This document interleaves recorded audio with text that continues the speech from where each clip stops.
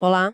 Hoje a gente vai mergulhar fundo em um único capítulo da Bíblia, o capítulo 8 do Evangelho de Mateus. Isso aí. As nossas fontes aqui para conversa são duas Bíblias de estudo bem conceituadas, a Bíblia de Estudo Holman e a Bíblia de Estudo NAA. Ambas excelentes. E a nossa missão hoje é entender como uma série de eventos, que podem parecer meio desconexos, na verdade constroem um argumento muito poderoso sobre autoridade e poder. Exato. Não é só uma lista de milagres, né? Não mesmo.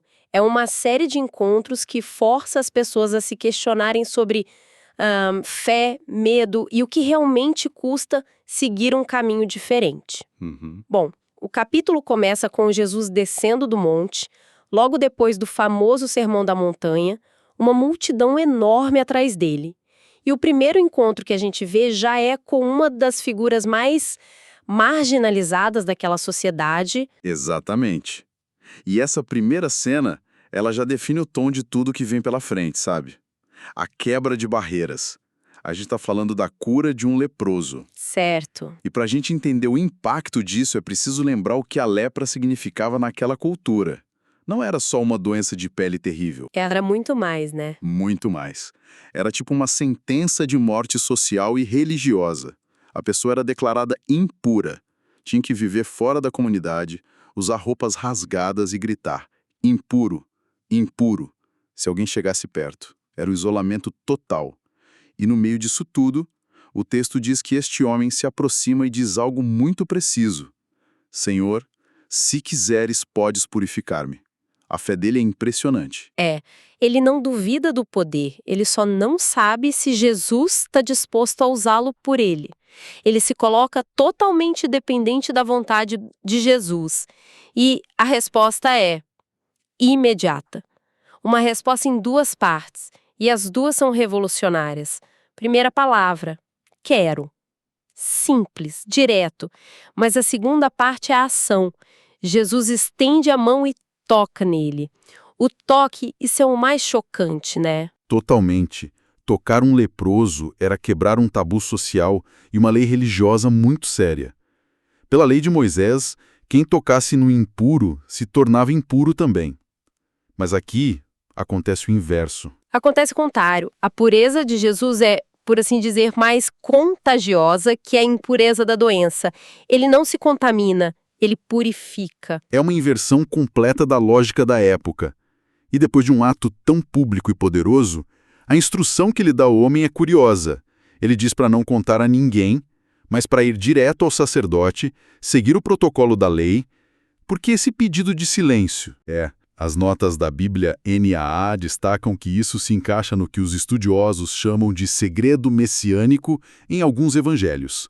A preocupação de Jesus não era ser conhecido apenas como um fazedor de milagres. Ah, entendi. Esse tipo de fama podia ser facilmente mal interpretado pelo povo e pelas autoridades romanas como uma ameaça política, sabe? Um líder revolucionário que usava poderes mágicos. Certo. Ao enviar o homem ao sacerdote, ele estava, por um lado, reintegrando o cara oficialmente na sociedade e, por outro, dando um testemunho para as autoridades religiosas de que um poder superior estava em ação, tudo dentro das próprias regras deles. Faz todo sentido. Ele estava controlando a narrativa sobre si mesmo, então a preocupação era que as pessoas o vissem só como um curandeiro famoso e não entendessem a mensagem mais profunda por trás disso. Exatamente.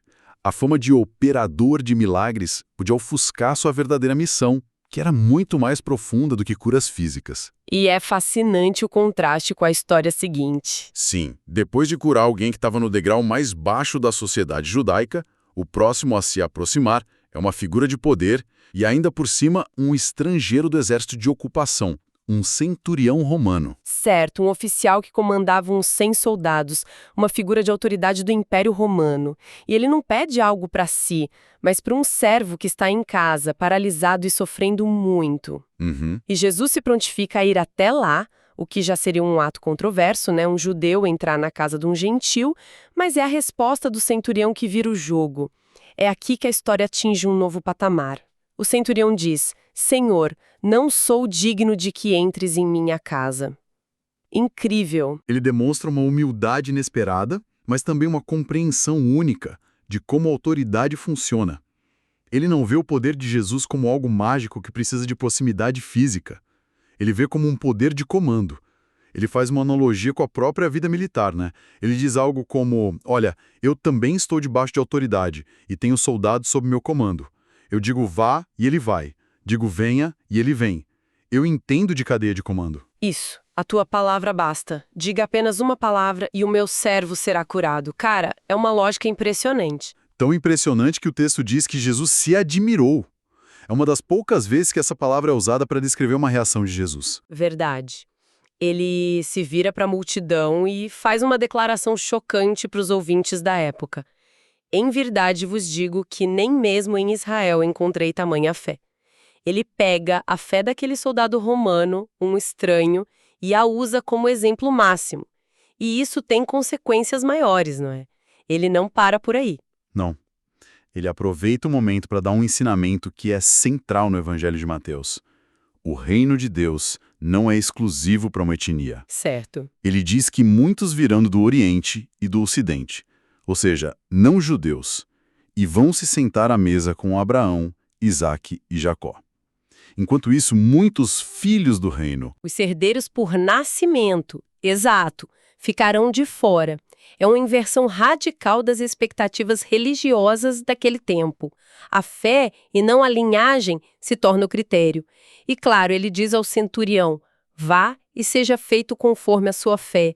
E o servo é curado à distância naquela mesma hora. Uau! Depois dessas duas curas tão públicas e cheias de significado, o ritmo muda para algo mais íntimo. Ele vai à casa de Pedro e cura a sogra dele que estava com febre.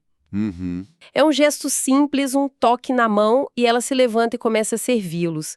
Parece um milagre menor, assim, em comparação com os outros. Pode parecer, mas Mateus o inclui por um motivo.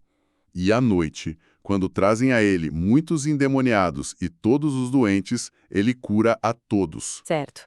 Aqui, Mateus faz uma conexão explícita que amarra todas essas curas. Ele cita o profeta Isaías, dizendo que tudo isso aconteceu para se cumprir o que foi dito. Ele mesmo tomou as nossas enfermidades e carregou com as nossas doenças. Ah, boa. para Mateus, Jesus não é só um curandeiro poderoso. Ele é o Messias, que cumpre as profecias, o servo sofredor que entra na dor humana e a carrega sobre si. Cada cura é um sinal dessa identidade. Então, até agora, a gente viu a autoridade dele sobre doenças, quebrando barreiras sociais, religiosas e étnicas. Mas o capítulo parece... Subiu o nível de dificuldade. Bastante. Jesus entra num barco com os discípulos para atravessar o Mar da Galileia, e aí a natureza resolve testar os limites. E como resolve? O texto fala de uma grande tempestade. O Mar da Galileia é conhecido por essas tempestades súbitas e violentas que se formam por causa da sua geografia. Sei. Mas é preciso lembrar que vários dos discípulos, como Pedro e André, eram pescadores profissionais. Aquele lago era o escritório deles. Para eles chegarem ao ponto de acordar Jesus em pânico, gritando: Senhor, salva-nos, vamos morrer, a situação devia ser desesperadora. É porque a coisa estava feia de verdade. E a reação de Jesus é, no mínimo, surpreendente. Ele estava dormindo no meio do caos. Pois é. E a primeira coisa que ele faz ao acordar não é acalmar a tempestade, mas confrontar os discípulos. Exatamente. Antes de falar com o vento e o mar, ele fala com eles. Por que vocês são tão medrosos, homens de pequena fé? É uma repreensão. É como se ele dissesse: vocês acabaram de ver tudo que eu fiz e ainda duvidam de quem está no barco com vocês? Só depois disso, ele se levanta, repreende os ventos e o mar. E o resultado é uma grande bonança, uma calmaria total e instantânea. O que me chama a atenção é a reação dos discípulos. O medo do naufrágio se transforma em outro tipo de medo, um espanto, uma reverência. Eles fazem a pergunta que parece ser o ponto central do capítulo inteiro. Quem é este homem que até os ventos e o mar lhe obedecem? Exato. Eles tinham visto curas, mas controlar as forças da natureza, isso era de outra ordem de grandeza. E essa pergunta fica no ar enquanto eles chegam à outra margem, na terra dos Gadarenos. E o que eles encontram lá é talvez o cenário mais assustador do capítulo. Com certeza. 2 homens possuídos por demônios saem do meio dos túmulos para confrontá-los. A descrição é de párias totais, vivendo entre os mortos, tão violentos que ninguém se atrevia a passar por aquele caminho. Era uma personificação do caos e da alienação. E o mais estranho é que, enquanto os discípulos ainda estão se perguntando quem é este? Os demônios parecem saber a resposta. Eles sabem. Eles gritam de longe: "Que queres de nós, filho de Deus? Vieste aqui nos atormentar antes do tempo." Eles reconhecem a identidade e a autoridade dele de uma forma que os próprios seguidores ainda não conseguem. É um paradoxo fascinante. Os seres espirituais têm um conhecimento teológico correto, mas sem submissão à fé. Eles sabem quem Jesus é e o temem. E eles fazem um pedido estranho: "Se vais nos expulsar, manda-nos para aquela manada de porcos." E Jesus concorda com uma única palavra: ide. Isso. E o que acontece em seguida é uma cena caótica.